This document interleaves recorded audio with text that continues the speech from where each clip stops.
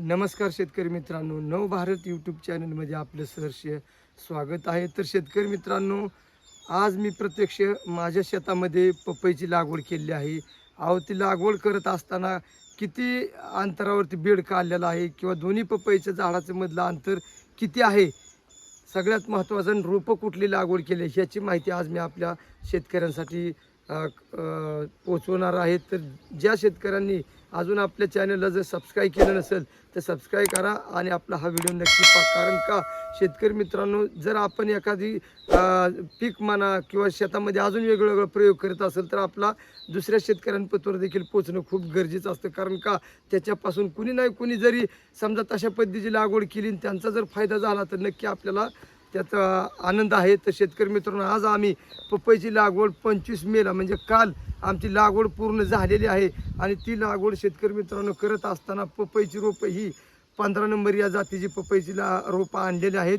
आणि दुसरं म्हणजे सगळ्यात महत्त्वाचं की आता बरेचसे शेतकरी पपईची लागवड बी करतात, पण अंतर किती? कारण अंतर आता काय शेतकरी मित्रांनो एका एकरामध्ये जवळजवळ 1200-1300 झाडं, काही शेतकरी 1400 बी बसवत असतील.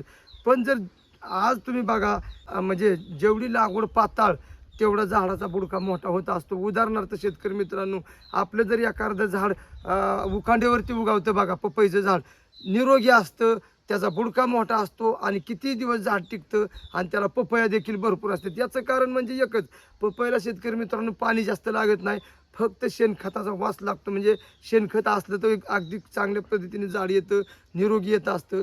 त्याच्यामुळे आपल्या शेतामध्ये जर आपण पपईची लागवड करीत असेल तर अगदी लागवड ही टपकाळच असणं गरजेचं आहे. मी तुम्हाला प्रत्यक्ष दाखवतो.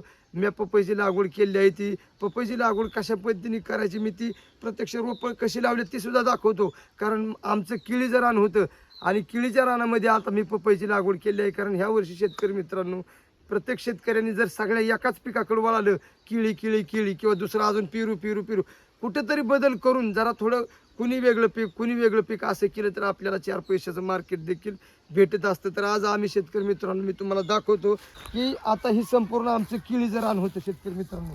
कारण केळीच्या रानामध्ये आम्ही बरेचसे शेतकरी केळीचा फळ जाळतात आणि जाळल्यानंतर त्याचा काय होतं की जी पालापाचोळा जो असतो तो आपल्या शेतामध्ये कुजला बी पाहिजेत. जर कुजला तर आपल्या शेताला त्याचा खताच्या रूपांमध्ये फायदा होतो. आणि त्याच्यापासून पपई म्हणा, तुम्ही दुसरं कुठलंही पीक करा तर आपल्या पांढऱ्या मुळ्या ज्या असतात त्या पालापाचोळ्यामध्ये चांगल्या प्रकारे चालत असते. त्याच्यामुळे आम्ही कुठल्याही प्रकारे पाला जाळलेला नाही. आणि हे आता सगळ्यात महत्त्वाचं, लागवड करत असताना आम्ही काय केलं आहे बघा, ही झाड आणि ही झाड, तर ह्याच्यामध्ये सगळ्यात महत्त्वाचं आम्ही ह्याच्यामध्ये 6 फुटाचं अंतर ठेवलेलं आहे. म्हणजे पपईच्या झाडाच्या समोरचं 6 फूट अंतर ठेवलेलं आहे. आणि आमचा बेड आहे हा 4.5 फुटी बेड काढलेला आहे. आम्ही 4.5 फुटी बेड काढलेला आहे. अंतर 6 फुटाचं समोरचं ठेवलेलं आहे. आणि दुसरं म्हणजे आम्ही काय केलेलं आहे की मधलं जे अंतर, आता सगळ्यात महत्त्वाचं मधलं अंतर, हा 4.5 फुटी बेड हा तसाच शिल्लक राहिलेला आहे. आणि ही टोटल ही झाड आणि ही झाड ह्या दुईच्या मधलं जे अंतर आहे ते आमचं कंप्लीट 9 फुटाचं अंतर आहे. 9 फुटाचंच का ठेवलं? आता काही शेतकरी 8 फुटाचं ठेवतात, काही शेतकरी अजून 7 फुटाचं बी ठेवतात, तर काही शेतकरी 10 फुटाचं बी ठेवतात. आम्ही 9 फुटाचं अंतर ठेवलं आहे. कारण जेवढी झाडाला आपल्या हवा मोकळी लागन तेवढे आपलं झाड निरोगी येईल आणि माल देखील भरपूर लागन. त्याच्यामुळे आम्ही लागवड करीत असताना समोरचं अंतर 6 फूट आणि मधलं जे अंतर आहे ते 9 फुटाचं ठेवलेलं आहे. आणि 4.5 फुटी बेड काढलं आहे. बेडमध्ये आता सध्या आम्ही कुठला बेसल डोस टाकलेला नाही, कारण का सध्या उन्हाळ्याचा दिवस आहे. पण नंतर आम्ही याला बेसल डोस देखील टाकू शकतो. आणि दुसरं म्हणजे शेतकऱ्यांना जर पपईची लागवड करायची असेल तर चांगल्या क्वालिटीचा रोप निवडा, खात्रीसर नर्सरीमध्ये जावा. कारण काय होतं, आपण एवढा मोठा खर्च करतो आणि जर आपली रोपं चुकली किंवा आपली लागवड चुकली तर आपल्याला त्याच्यापासून फायदा होत नाही. कारण लागवड जरी चुकली, काय होतं, बरेचसे शेतकरी दाट पपईची लागवड करतात, खाली बुडका मोठा होत नाही. जेवढा खाली बुंदा मोठा होईल पपईच्या झाडाचा तेवढा आपल्याला क्वालिटीचं फळ निघेल आणि सगळ्यात महत्त्वाचं जास्त देखील माल निघतो. तर याच्यासाठी आपण अशा पद्धतीने पपईची लागवड करा.